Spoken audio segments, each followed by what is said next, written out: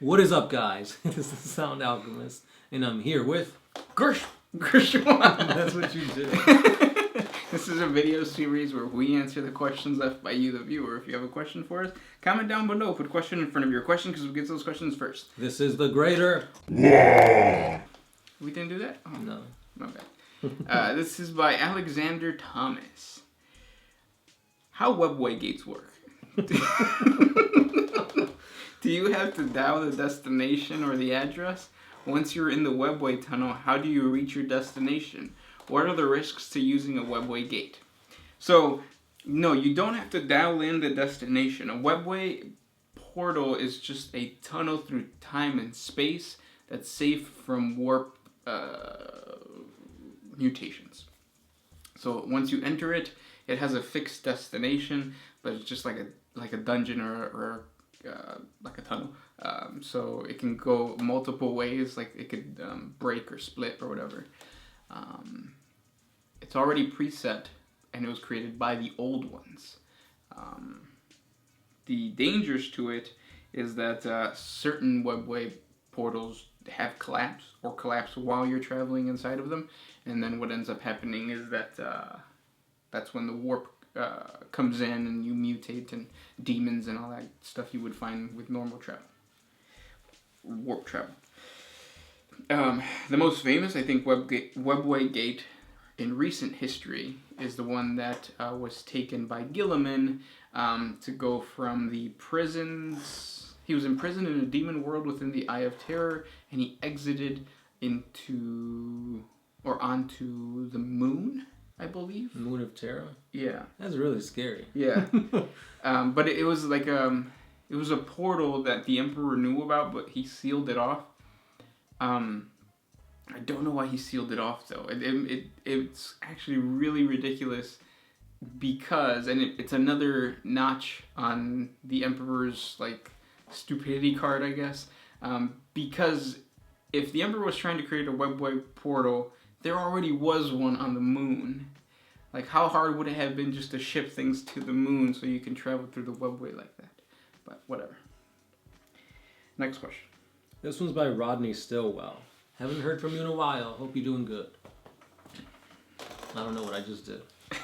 His name's Lugs. Lugs. Is there a Christian God in the warp? Since even in the Great Crusade, they still had people who believed in God, like Saint Alanius Pius. He wore a cross and he was Catholic.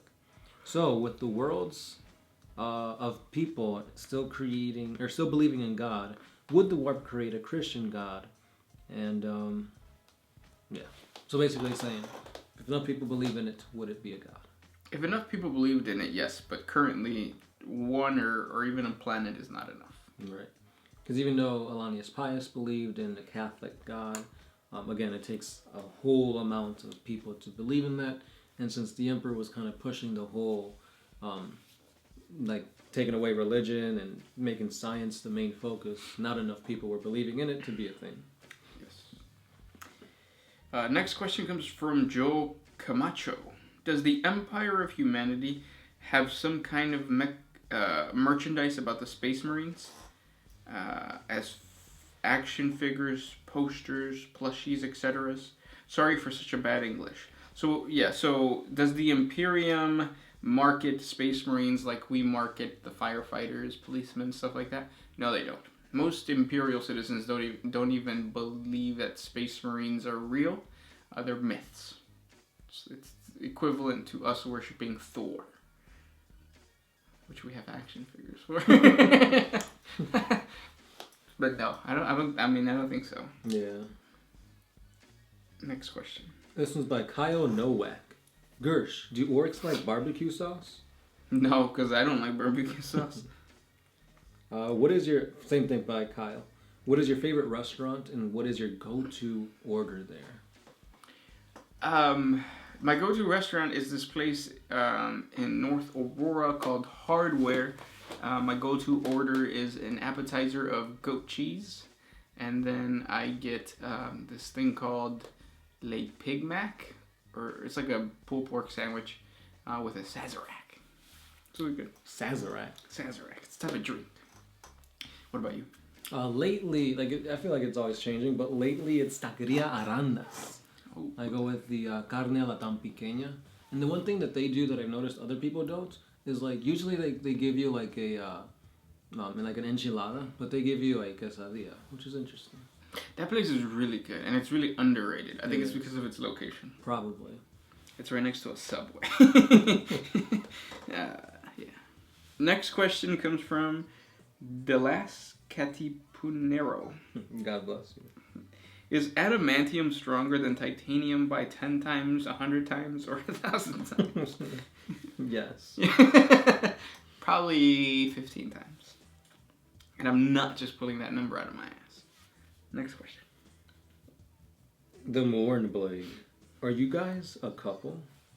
A couple of Popeye-loving homosexuals. Yeah. No. Next question comes from Kyle Nowak. Gersh Sound Alchemist, who are your favorite porn stars? Whew. Bridget B. Mandingo.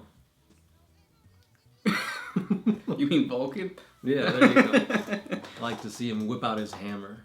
Yeah. Next question. If that's where you want to leave it. Yeah, we'll keep it at that. That's why little kids at B-dubs come up to us. Oh, this one's by Kyle Nowak once again. Sound Alchemist. If you could write the lore for the next great Tau leader for GW, who would they be? What would they do? What style of weapons, armor, and tactics would they use? What would their story be?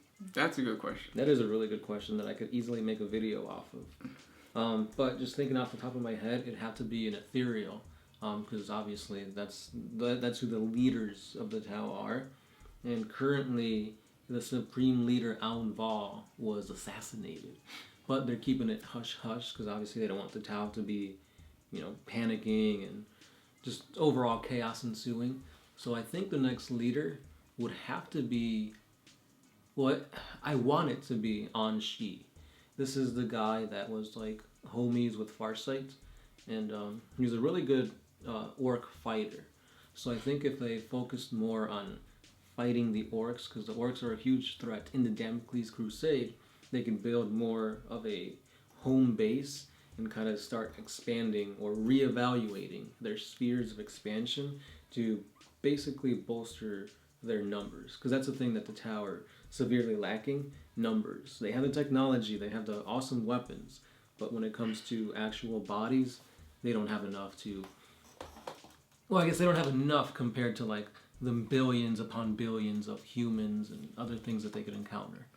So yeah, focus on clearing the orcs out of the Damocles Crusade, and then build from there. I kind of didn't really answer your question, but I'll make a video out of it. Yeah. Next question comes from Jagatai Khan. Who would win in a fight? The strongest force user ever, or a master librarian? Love you guys and your content. No homo. Aw. Yes, homie. Probably the strong... No, I gotta go with the librarian. Me too. Yeah, because their powers... I feel like a regular librarian's powers would be stronger than like a force user. Even though they could probably become a force ghost and then like wreck you, but even Star Wars. When has Force Ghost anybody done anything? Force Ghost Yoda summoned lightning. Well, yeah, but like, has he ever killed anybody? Damn, my recollection is hazy, but I don't think so. Because I'm trying to think of like the animated series. Because I remember he became he learned how to become a Force Ghost from Force Ghost Obi-Wan, right? No, from Force Ghost Qui-Gon Jinn. But I don't remember him being like anything special. He's just a ghost. And, I mean, I guess you can't kill a ghost, so I guess the librarian would never be able to kill that ghost. But I'm pretty sure there's ways to they're a ghost, right? So yeah. They could use like a demon host and like maybe have the ghost possess like a sword or something. That's true. Yeah. Next question. This one is by the big one. With uploading so often, when do you guys have time to smash? You know, there are loads of thirsty hoes out there who love Masters of 40K lore. Masters of 40K lore. That's funny. Between noon and 3? Yeah. I mean, I only need between noon and noon 02. Next question comes from Anno Archist. Lightsabers, power swords, or monomolecular blades? I always like the look of lightsabers. Power swords, in my opinion, are like, I don't know. I just don't like how they look. Like, if they were power katanas, then it'd be pretty badass, but... lightsabers seem more badass. It's because he doesn't know what monomolecular blades are. Yeah, it's the ones the Skitarii use, right? Yeah, it is. Yeah. I don't like them. They look they look like they're broken. Like my sprue was broken. Yeah, that is true, because it kind of just cut off. Yeah. Next question comes from Kusimaka. Whoa. What's the most heretical thing a space marine can do? Join chaos. Yeah. Sneeze. Yeah, worshipping chaos is probably the most chaotic. Or heretical. Next question. This one's by Juan G. Which Loyalist Space Marine chapter is on methamphetamines? You said Loyalist, so that cuts off the Emperor's Children. Raven Guard. Because of the altitude.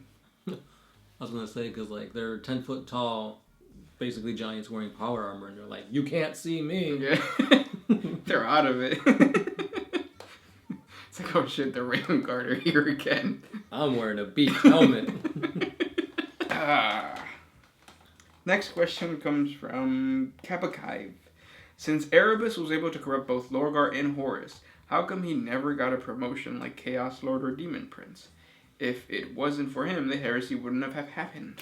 Asking the good questions. Because they didn't want to play him up like that.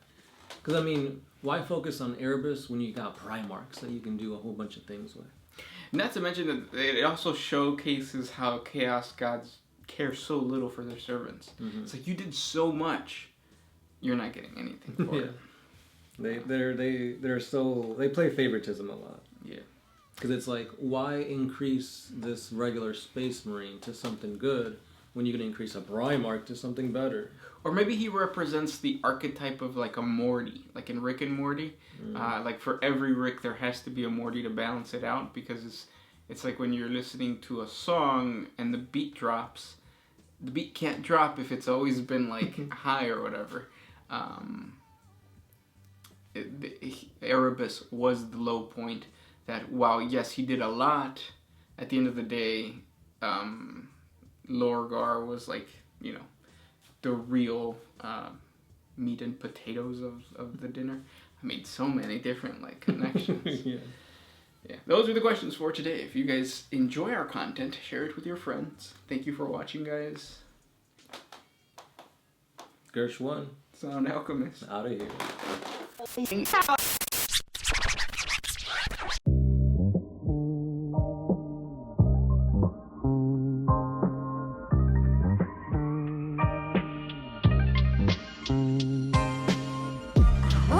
used to put my freedom first, and then